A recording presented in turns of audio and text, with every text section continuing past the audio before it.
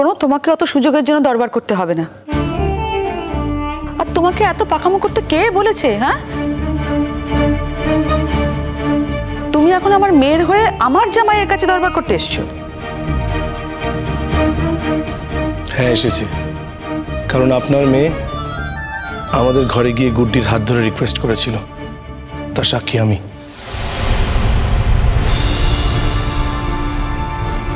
গুড্ডি হয়তো শুধু বললে আপনি এই কথাটা বিশ্বাস করতেন না, আপনি আমার কথাও অবিশ্বাস করতে পারেন, কিন্তু আপনার মেয়েকে জিজ্ঞেস করুন। আমাদের সামনে বোধহয় নতুন করে কোনো কথা উনি বলবেন না, আর এক্ষুনি মনে হয় যা বলেছে সেটা ডিনাই করার চেষ্টা করবেন না। কি ম্যাডাম, আপনি বলুন আপনার মাকে যে আপনি অ্যাকচুয়ালি গিয়েছিলেন গুড্ডির কাছে এই রিকোয়েস্টটা করতে। আর ঠিক কতটা ছোট করবেন বলুন তো আপনারা আমাকে? শিরিন দিদি, নিজে একটা মেয়ে হয়ে আর একটা মেয়েকে ছোট করা মানে তো নিজেকেও ছোট করা, এটা আমি বিশ্বাস করি। তোমাকে ছোট করার জন্য কিন্তু আমি কিছু বলছি না। আমি অনুজ স্যারের কাছে রিকোয়েস্ট করছি উনি যাতে তোমাকে আর একটা সুযোগ দেন। স্যার যে আমি আপনাকে রিকোয়েস্ট করছি, শিরিন দিদিকে প্লিজ আর একটা সুযোগ দিন। আচ্ছা, তোমার কি মনে হয় আমরা বললে কাজ হবে না, তুমি বললেই কাজ হবে? আমার এসব কিছুই মনে হয় না আন্টি, তবে আপনি আপনার মেয়েকে জিজ্ঞেস করে দেখুন ওনার কেন এরকম মনে হয়।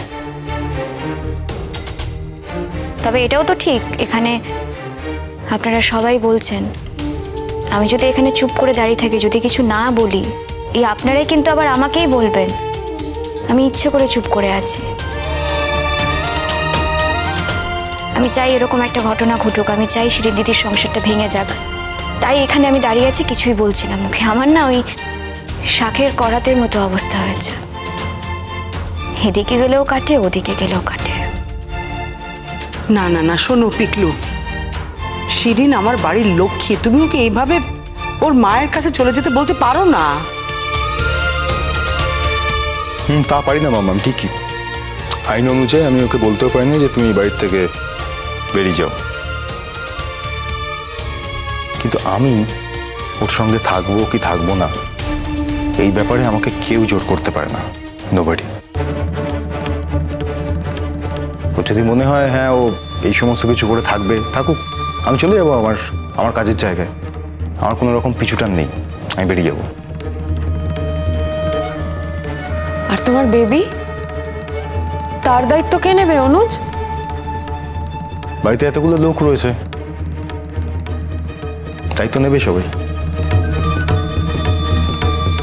কনসিভ যখন করেছো দায়িত্ব তো নিতেই হবে, কিন্তু সে তো এখন তোমার শরীরের ভেতরে, আমার তো কিছু এখন বাইরে থেকে করার নেই। বাইরে থেকে যা করার বাড়িতে এতগুলো লোক রয়েছে তারা করবে, আর তাছাড়া তোমার বাবা মা তো রয়েছেই, কাছেই থাকে, তারা করবে। তার মানে তোমার কোনো দায়িত্ব নেই? দেখুন, দায়িত্ব পালন করব না সেরকম কোনো কথা কিন্তু আমি এখনো বলিনি। ফাইন্যান্সিয়াল কোনো ক্রাইসিস তোমার হবে না। তোমার টাকা কে চায় অনুজ? তোমার কি মনে হয় টাকার জন্য আমি তোমার সঙ্গে থাকতে চাই? না না, টাকার কথা উঠছে কি করে এখন? তোমার কি মনে হয় ওর বাবার টাকার অভাব? ওর বাবা ওকে দেখে রাখতে পারবে না? খামোখা চিৎকার করছেন আপনি, আমি সেই কথা বলিনি। আমি বলছি আমার যেটা করণীয় আমার পার্ট থেকে সেটা আমি করব, বুঝতে পারলেন? আচ্ছা, টাকাটাই কি সব থেকে বড় দায়িত্ব? হ্যাঁ, অদ্ভুত কথা বলছো তো তুমি। দেখুন, টাকা ছাড়া এই মুহূর্তে আর কিছু করার মতো কোনো জায়গা কিন্তু আমার দিক থেকে নেই। আপনি যদি বলেন যে কোনো রকম মানসিক শান্তি কিংবা অন্যরকম কোনো কথা, সেটা আমার পক্ষে সম্ভব নয়। দেখুন, যে মানসিক ভরসা এই মুহূর্তে আমার কাছ থেকে চাইবে সেটা আমার পক্ষে দেওয়া অসম্ভব। ওর প্রতি আমার এক বিন্দু আর কোনো মন নেই। যে এত বড় একটা অন্যায় করতে পারে, এরকম একটা কাজ করতে পারে, তাকে আর যাই হোক আমার স্ত্রী বলে আমি গ্রহণ তো করতে পারবোই না, কোনোভাবে মানতেও পারবো না। ক্ষমা করবেন আমাকে। এর জন্য যদি মনে হয় যে আপনারা কোর্টে গিয়ে আমার জন্য কোনো শাস্তির ব্যবস্থা করবেন, আপনারা ওয়েলকাম, ইউ ক্যান ডু ইট।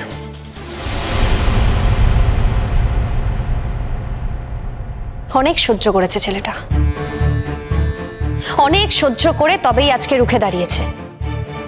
তিলে তিলে ওকে কোণঠাসা করা হয়েছে, ওকে কোণঠাসা করতে করতে ওকে একদম দেওয়ালের সঙ্গে দাঁড় করিয়ে দেওয়া হয়েছে। একের পর এক অমানবিক কথা বলেছে, অমানবিক কাজকর্ম করেছে, আমরা কেউ কিচ্ছু বলতে পারিনি।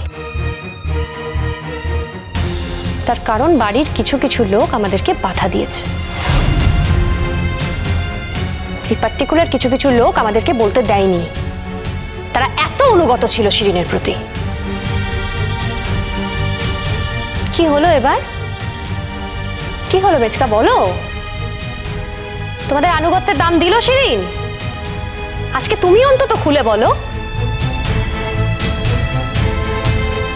যে গুড্ডির প্রতি শিরিন অন্যায় করেছে।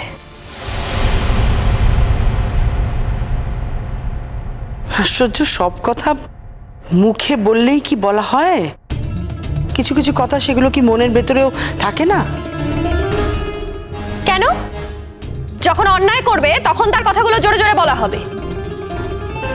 গুড্ডি যখন অন্যায় করবে না তখন মিথ্যে অন্যায়টাকে মুখে মুখে জোরে জোরে করে বলা হবে। আর যে সত্যিকারের অন্যায় করলো তার কথাগুলো বলার জন্য কেউ থাকবে না, এটা তো হতে পারে না।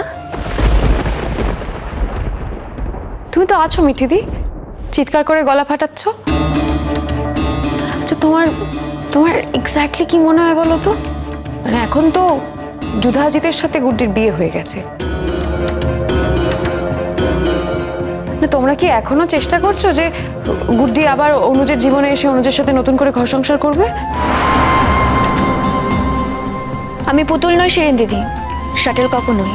আমাকে যে যেদিকে ছুড়ে দেবে আমি সেদিকেই চলে যাবো, এরকম মেয়ে আমি নই।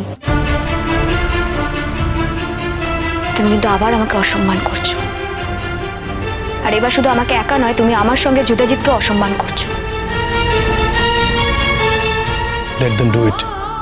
আমাদের কিছু যায় আসে না, আমরা জানি আমরা কি। আমার মনে হয় আমরা এই বাড়ি ছেড়ে চলে গেলেই সমস্ত সমস্যার সমাধান হয়ে যাবে।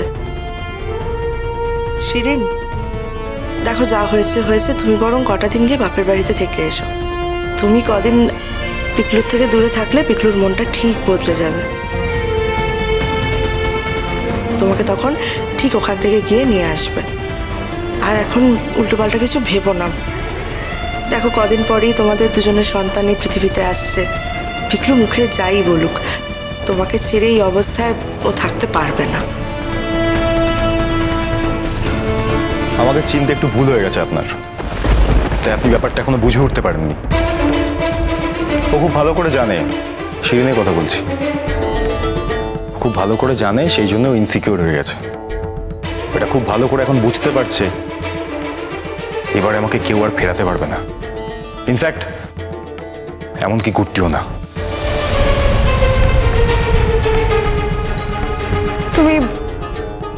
তুমি এমন কি বললে কেন অনুজ? কারণ তুমি এটা খুব ভালো করে জানো, যদি আমাকে কেউ এই মুহূর্তে আবার ফেরাতে পারতো সেটা একমাত্র গুড্ডি।